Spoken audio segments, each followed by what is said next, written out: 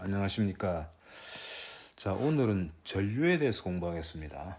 자, 지난번에 우리 축전기에 대해서 공부를 했었는데, 자, 오늘은 전류에 대해서 공부를 하도록 하겠습니다. 자, 이 전류는 전하의 흐름이죠. 전하의 흐름.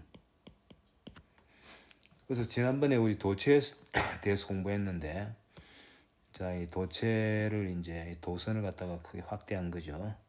자, 도체 안에는 이제 자유전하들이 잔뜩 있다 그랬습니다. 자유전하. Q라는 전하를 가지는 자유전하들이 있다. 전하 Q가 이제 뭐가 될 것이냐라는 거는 이 자유전하의 종류에 따라 다르겠죠. 자, 근데 이제 일반적으로 구속 전하도 있고 자유전하도 있습니다. 그래서 총 전하는 0으로 보시면 됩니다. 근데 그 중에서 이제 이 자유전하는 자연스럽게 움직일 수 있는 거죠.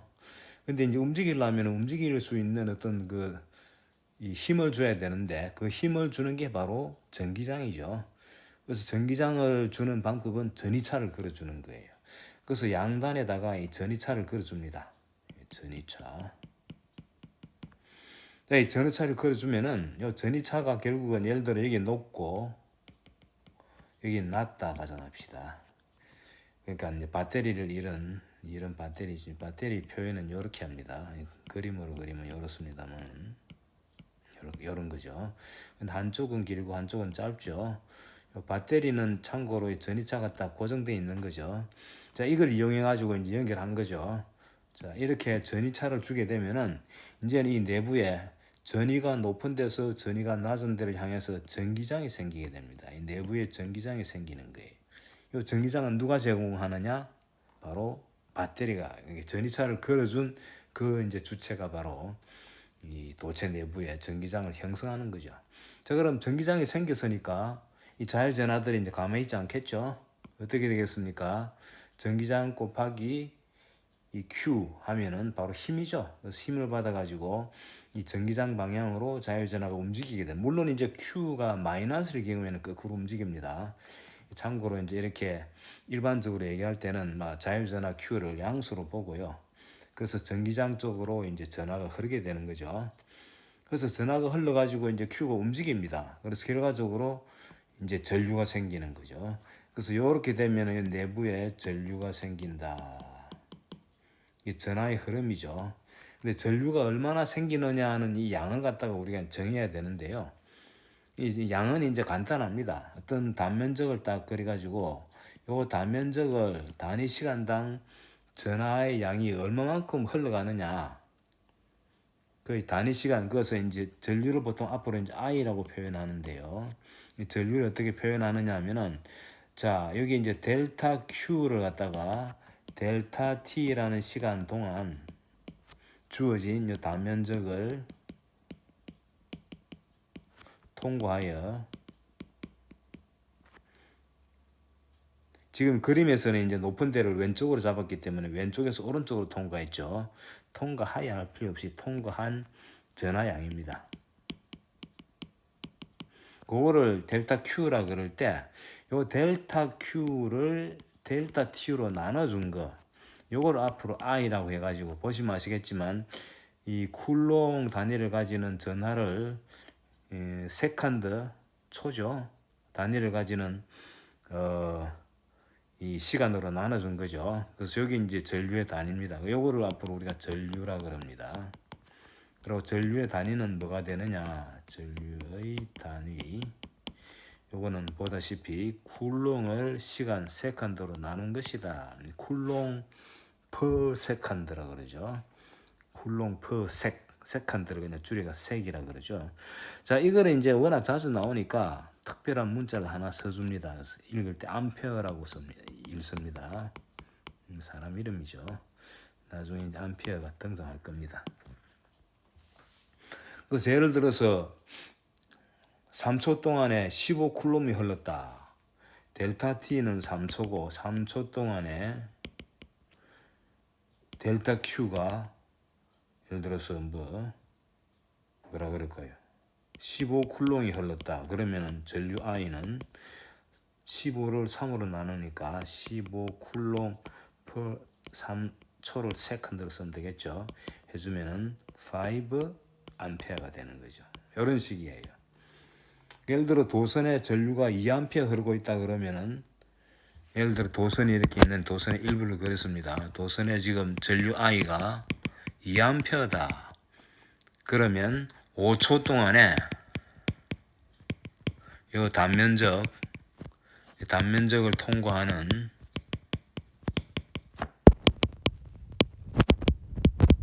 전하의 양은 얼마냐? 물으면 이제 델타 Q는 I 곱하기 델타 T 하면 되겠죠. 이거 똑같은 식이죠. 그래서 I는 2A고 델타 T는 5 세컨드죠. 곱하면 10 암페어 세컨드인데 암페어가 쿨롱 퍼 세컨드니까 쿨롱 써주면 되는 거죠. 이런 개념이에요. 그러니까 전류라는 게 뭔지 이제 아시겠죠. 그래서 도선이 주어지면 그 도선을 이제 전하가 막 움직이고 있는 상태를 얘기하죠. 자, 그래서 전류 등장하는 이 현장에서는 요 도체가 등장하지 않습니까? 그래서 도체 내에 전하의 흐름, 전류가 있을 때는 전류가 0이 아닐 때죠. 그러니까 있을 때는 정적인 평형 상태가 아니다. 정적인 평형 상태가 아니다. 그래서 어떻습니까? 정적인 평형 상태가 아니기 때문에 전기장이 0이 아니죠. 즉 전기장이 0이 아니다. 뭐 0일 수도 있습니다만 일반적으로 0이 아니다는 얘기죠. 그러니까 평형 상태에서 우리가 공부했던 거 있죠. 평형 상태에서 도체의 성질해 가지고 아주 중요한 게 도체 내부의 정적인 평형 상태에서는 전하의 밀도, 전하 밀도가 0이다. 부피 전하 밀도가 0이고 전기장이 0이고 표면에서는 전기장이 수직 방향이고 뭐 이런 여러 가지 표면에서만 있을 수 있다는 그런 성질이 있었는데, 지금 이제 전류 얘기할 때부터는 평형 상태가 아니기 때문에 이제 그거는 적용이 안 됩니다. 그거는 그대로 맞죠. 평형 상태일 때는 맞단 말이죠. 근데 평형 상태가 아니기 때문에 평형 상태에 성립되는 도체의 성질을 여기에 도입하면 안 됩니다. 그래서 일반적으로 이제 전류가 있을 때는 이 도체 내부에 전기장이 있다고 봐야 됩니다. 평형 상태가 되려면은 이 도체가 딱 한정돼 있으면은 전화가 계속 그럴 수가 없잖아요. 그래서 한쪽 끝에 모이게 되면은 이제 평형 상태에 도달하는데, 이거를 배터리로 계속 연결하고 있으면 전류가 계속 흘러가지고 평형 상태에 도달하지 않습니다. 그래서 이제 전류가 계속 흐르는 상태가 되는 거죠. 그래서 지금 이제 그런 상황일 때를 공부하는 겁니다. 자, 그런데 이제 이 실험을 이제 해보는 거예요. 어떤 실험을 하느냐? 도체를 이렇게 놔두고 이제 전이차를 걸어주는 거예요. 전이차. 그러고 이제 흐르는 전류를 어떻게 측정하느냐 하는 건 고민하지 맙시다. 측정할 수 있다고 보고요. 그래서 측정을 합니다. 예. 방법이 있어요, 사실은. 지금은 아직까지 이제 어떻게 측정하느냐를 말씀드리기가 어렵기 때문에 그냥 나중으로 미루고요. 그래서 이제 아이를 갖다가 전이차를 갖다가 이걸 변화시키면서 이걸 서서히 변화시키는 거예요. 이걸 변화시키면은 전류의 값도 바뀝니다. 그래서 전이차를 변화시키면서 전이차는 V로 표현하죠.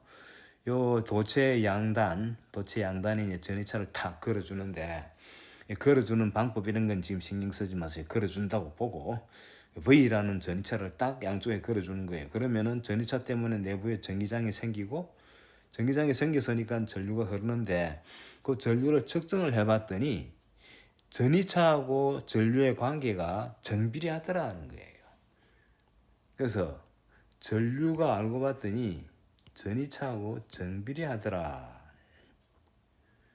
거꾸로 써도 되죠. V는 비례하더라, I에 비례하더라. 아니면 마찬가지입니다. 요거를 우리가 뭐라 그러냐면은 오음의 법칙이라 그럽니다.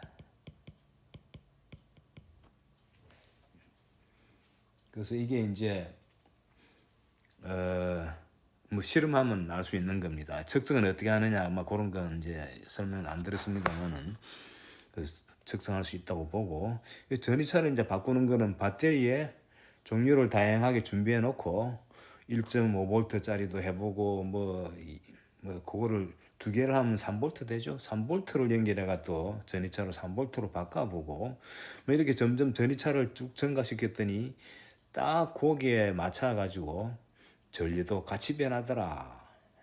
전이차를 2배 했더니 전류도 2배 되고 전이차를 제로로 했더니 전류도 0이 되고 그래서 이제 그 식이 바로 이 밑에 쓴 요 두 식인데 요 밑에 식을 이제 이용하면은 요 비례상수를요 i하고 요 비례상수가 들어가죠. 그거를 r로 표현합니다. 이렇게.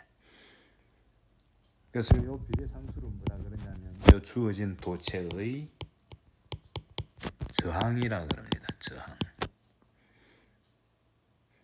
그래서 요 이제 오음의 법칙을 갖다가 식으로 표현한 거죠. 그래서 요걸 우리가 오음의 법칙이라 그럽니다.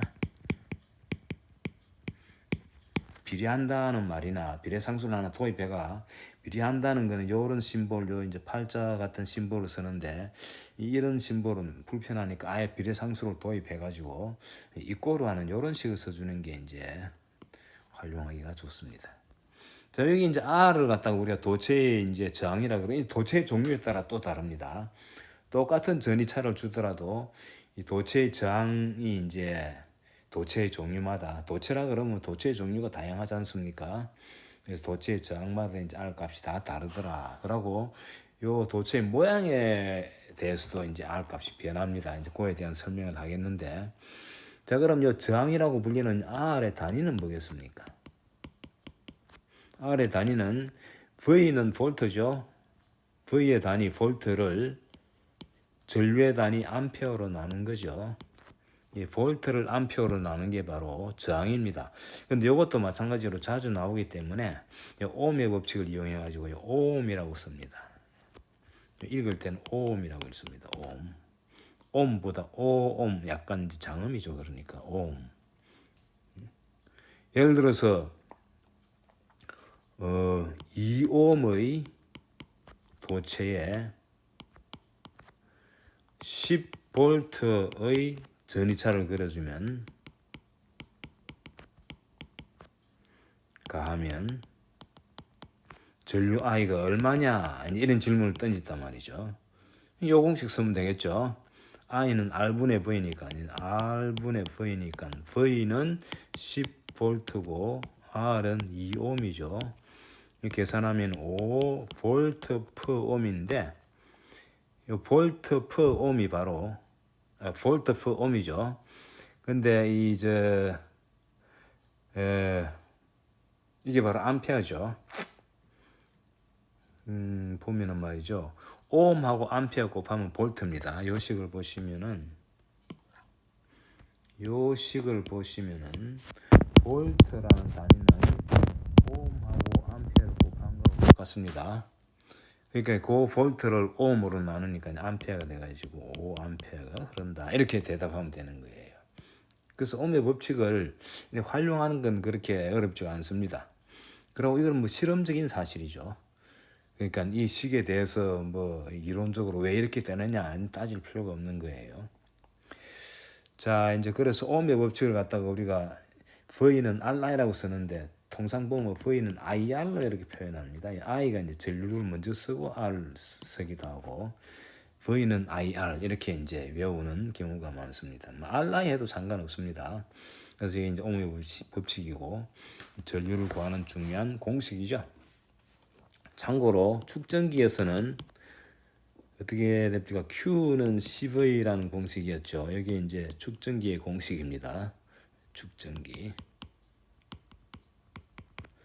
자, 지금 이제 똑같은 이제 V는 등장하지만은 QC 대신에 IR이 등장해가지고 식의 뭐 형태는 유사하죠. 비례한다는 형태고 비례상수를 축전기에서는 C로 썼고 이 전류 여기 이제 옴의 법칙에서는 저항에 해당되는 R을 쓴 거죠. R은 저항이라 그러고 이 C는 전기 용량이라 그럽니다. 자, 그러면 이제 요거를 좀 더 새로운 형태의 실험을 또 소개하겠습니다. 어떤 형태의 실험이냐?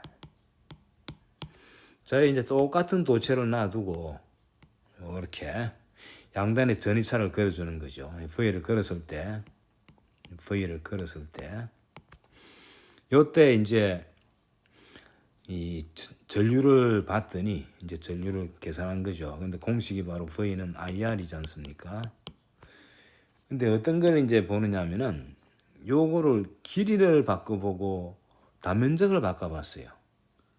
그래서 길이 이게 이제 요 V가 주어지고 그 다음에 전류를 갖다가 주는데 요 R 형태를 다양하게 그러니까 R 여기 이제 R이라는 값이 말이죠. 신기하게도 변하더라는 거예요. 모양에 따라서. 그래서 어떤 실험 결과를 갖다가 뭐 설명을 드리자면은 요런 단면적을 두 개를 이렇게 요두 개 이렇게 하면 단면적이 두 배가 되죠. 요렇게 해가지고 똑같은 V를 가한 거예요. 그랬더니 요렇게 해가지고 요거를 이제 한 덩어리로 보면 되겠죠. 면적이 두 배가 됐죠. 단면적이 이제 단면적이 두 배입니다. 단면적이 두 배가 됐습니다. 그때 이제 여기 이제 말하자면은 이게 이제 단면적이죠. 단면적을 통과하는 전류를 봤더니 I 값이 여기 두 배가 되면요. I 값도 두 배가 됩니다. 그 단면적이 두 배가 되면 I 값이 두 배 된다는 얘기는 자 보세요. V는 IR인데 V는 고정돼 있죠. 근데 요 도체 단면적을 두 배로 했으니까 R이 변했을 거란 말이에요. 이제 새로운 R이 등장한단 말이죠. 그때 I가 두 배가 되더라 이거죠. 두 배. 그럼 R은 어떻게 되겠습니까? R은 반으로 줄죠. 그래서 R tilde는 여기 이제 원래식이라 그러면은 여기 이것도 이제 두 개 다 변하죠. 두 개 다. I tilde가 두 배가 됐다는 얘기는 I tilde가 2배 I가 됐다는 얘기죠. 그럼 R tilde는 V는 그 고정되어 있으니까 이거는 2분의 R이 돼야 되겠죠. 그래야 두 개를 곱하면 내나 똑같이 IR이 될 거 아니에요. 그래서 이건 2분의 R이다. 그래서 단면적을 두 배로 했더니 저항이 반으로 줄더라. 단면적을 두 배로 했더니 저항은 2분의 1배가 되더라. 이런 사실을 발견한 거죠. 그래서 이걸 뭐라 그럽니까 우리가? 단면적에 저항은 단면적에 비례한다 또는 반비례한다. 반비례죠. 따라서 저항은 단면적을 이제 보통 A로 쓰죠. A에 반비례합니다. A 인버스에 비례한다. 요 사실을 알 수 있고요. 자, 두 번째 실험은 이제는 어떤 거냐 하면은 길이를 두 배로 한 거예요. 자, 길이를 이제 이렇게 두 배로 했습니다. 이렇게 두 배로 한 거죠, 이렇게. 길이가 두 배로 늘었습니다. 길이가 두 배입니다. 그래가지고 똑같은 전이차를 그려준 거예요. V는 똑같습니다. 그랬더니 이때는 V는 I 이제 이렇게 I도 바뀌고 R도 바뀌는데 I가 어떻게 되느냐 봤더니 이게 반으로 줄어들어 버렸어요. 원래 이제 V는 IR 공식이었어요. 반으로 줍니다. 길이를 두 배로 했더니 전류는 반으로 줄어든다. R tilde는 어떻게 되겠습니까? 두 배로 늘었다는 얘기죠. 두 배가 됩니다. 그래서 이 사실은 뭐냐?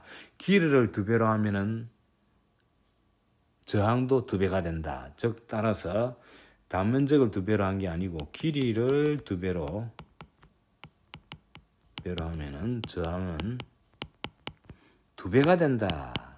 즉 R은 길이를 length니까 L로 씁니다. L에는 비례한다는 사실을 알 수 있는 거예요. 그래서 이 두 개를 종합하면은 단면적도 변화시킬 수 있고 길이도 변화시킬 수 있는데 이 R은 어떻게 되느냐 하면은 단면적에는 반비례하고 길이에는 비례한다. 이렇게 쓸 수 있는 거죠. 그래서 이런 관계식이 있더라는 거예요. 이거는 뭐 실험적 사실입니다.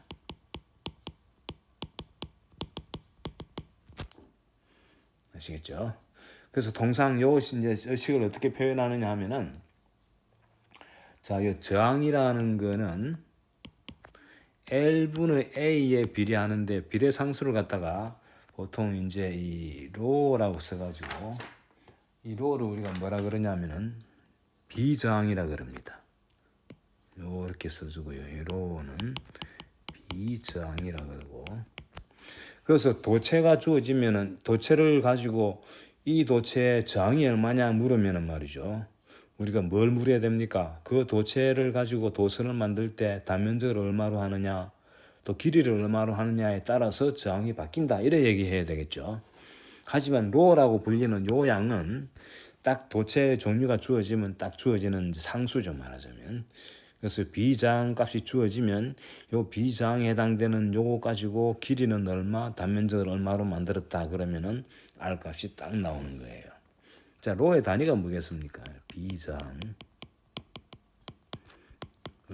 단위는 요거는 R 단위를 뭐 하면 됩니까? 요 L의 단위는 미터고 A의 단위는 미터 제곱이죠. 그래서 이거는 옴미터가 된다는 거 아시겠죠? 옴미터가 된다. 별도로 딴 뭐 저항 비장의 단위를 따로 정의하지는 않습니다. 참고로 이런 저항을 이런 단위를 가진다는 사실을 염두에 두시고요. 자, 그래서 이 이제 금속마다 도체 보통 금속이지 않습니까? 이 비장치가 딱 주어져 있습니다. 그거 아마 교재 같은데 보면은 나와 있는데. 일일이 제가 소개는 안 하겠습니다만은 그래서 도체의 저항은 상황에 따라 바뀔 수 있다. 당연한 얘기입니다. 하지만은 각 도체의 비장이라는 값은 상수로 주어진다는 걸 아시고요. 자, 그러면 이제 중요한 걸 하나 소개하고 지나가겠는데, 자, 옴의 법칙을 표현할 때 옴의 법칙이 어땠습니까? 자, 요렇게 저항이 R이 주어지고 그 다음 요 양단에 전이차 V를 걸어주면은 그때 흐르는 전류하고 관계는 IR이다. 이게 옴의 법칙이었죠. 근데 이 옴의 법칙을 다르게 표현할 수가 있습니다. 어떻게 표현하느냐? 참고로 이 V가 전이차입니까? 양단의 전이차이죠. 근데 전이차는 뭐가 똑같으냐 하면은 전기장 요거를 거리로 곱한 거하고 똑같죠. 물론 이제 전기장이 균일하지 않을 수 있는데 그냥 균일하다고 보세요. 내부에 전이차를 걸어주면 요 내부에 전기장은 균일하다고 보면은 E 곱하기 요 랭스 L로 쓸 수 있습니다. 그렇죠? 랭스 L로 쓸 수 있고요. 자, 그 다음에 이제 여기 요 등장하는 식을 조금씩 변형을 하려고 그래요. 이렇게 이제 요런 관계식은 우리 이미 배운 거죠. 정확히 써주면은 V는 인테그럴 E D R 수도 되고 L 수도 됩니다. 뭐 이게 이 길이 선적 부위니까 R 씁시다. 이렇게 해가지고 어떤 뭐 A라는 위치에서 B라는 위치까지 이제 이렇게 하는데 이 전기장이 균일할 때는 전기장 방향하고 이 DR의 이 이동 방향이 일치할 때는 그냥 단순하게 길이 곱하기 전기장 하면은 V가 나옵니다. 여기 이제 간단한 경우죠. 요거는 이제 적분으로 쓴 건 아주 일반적인 경우죠. 자, 그 다음에 전류라는 게 있잖아요. 이 전류, I 전류. 요거를 갖다가 면적으로 나눈 거를 갖다가 J라고 써가지고 요거는 전류 밀도라 그럽니다. 그 전류가 단면적을 통과하는데 그 단면적의 넓이로 나눠주게 되면 전류를 그럼 그 단면적의 단위 면적당 통과하는 전하량이 나오겠죠. 이 단위가 뭐겠습니까? 단위는 전류의 단위를 A가 암페어가 아니고 면적이죠. 그래서 암페어 per 미터 제곱이라는 단위를 가집니다. 그게 바로 전류 밀도입니다. 자, 그래서 I 대신에 우리가 쓸 수 있는 게 뭐냐면 J 곱하기 A로 쓸 수 있습니다. 여기 이제 두 번째예요. 그 다음 R은 방금 우리 배웠죠. R은 로 곱하기 뭐였습니까? L에 비례하고 단면적에 반비례한다. 요 식이 있죠. 그래서 요 세 개 식을 갖다가 요 오음의 법칙에다가 대입을 합니다. 대입하면은 V 대신에 EA를 대입하고 I 대신에 JA를 대입하고 그다음 R 대신에 로의 A분의 L을 대입합니다. 이게 바로 옴의 법칙의 이제 다른 표현인데 여기 보시면 A하고 A가 상수도 없어지고 L과 L도 없어지가지고 결과적으로 어떤 식이 나오느냐 하면은 E는 J 곱하기 로다 이런 식이 나오죠. 또는 J는 1/로 곱하기 2다 이런 식이 나옵니다. 자, 요 J는 전류 밀도죠. 요 E는 전기장이죠. 1/로는 요거는 이제 이 비장치를 역수로 한 거죠. 1/로를 앞으로는 시그마 해가지고 요 이름이 전도도라 그럽니다. 도체의 전도도. 도체가 이제 전도되는 정도가 얼마냐 이제 이런 거예요. 전도도. 시그마의 단위는 뭐겠습니까? 로의 단위. 로는 비장이죠. 비장의 역수가 되죠. 로는 뭐 아까 로 제가 소개했지 않습니까? 비장이 5m인데 역수니까 1/5m가 바로 시그마의 단위가 됩니다. 그래서 이렇게 막 이건 정의로 보세요. 이렇게 정의를 하면은 J는 시그마 곱하기 2다 이런 식인데 사실은 여기에 E가 벡터고 J도 벡터입니다. 전류는 어떤 그 담력을 통과하는 양이지만 J는 각 점마다 이제 통과하는 전하의 밀도거든요. 전하의 흐름의 밀도. 그래서 이게 이제 전류 밀도는 전기장에 비례하고 그 비례 상수를 전도도라고 불리는 이게 이제 비례 상수가 되는 거예요. 요거를 우리가 오음의 법칙이라고 부르기도 합니다. 그래서 이거하고 요 오음의 법칙하고 아까 쓴 V는 IR이라는 요것도 오음의 법칙이죠. 그래서 보면은 요거는요, 요 밑에 식은 요렇게 R이 주어지고 양단에 전이차를 그어줬을 때 이때 전류 I가 어떻게 되느냐, R은 주어지고 이런 어떤 거시적인 그림이 들어가야 되고요. 요거는요 포인트마다 성립되는 식입니다. 각 점마다 성립되는 식.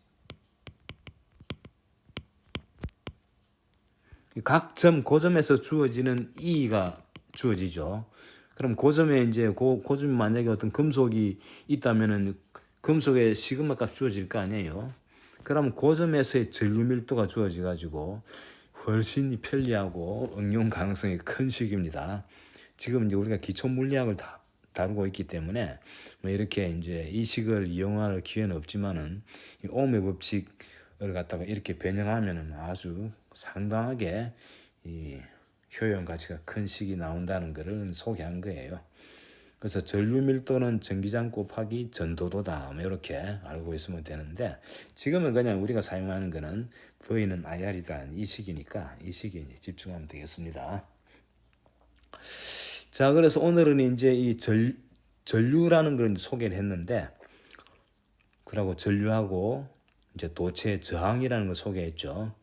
그래서 이제 앞으로 이제 이 저항의 전류가 흐를 때 이제 어떤 물리적인 현상을 우리가 추가적으로 배울 수 있을 것이냐 하는 것을 공부를 계속하겠습니다. 자, 오늘은 여기까지 하겠습니다. 수고하셨습니다.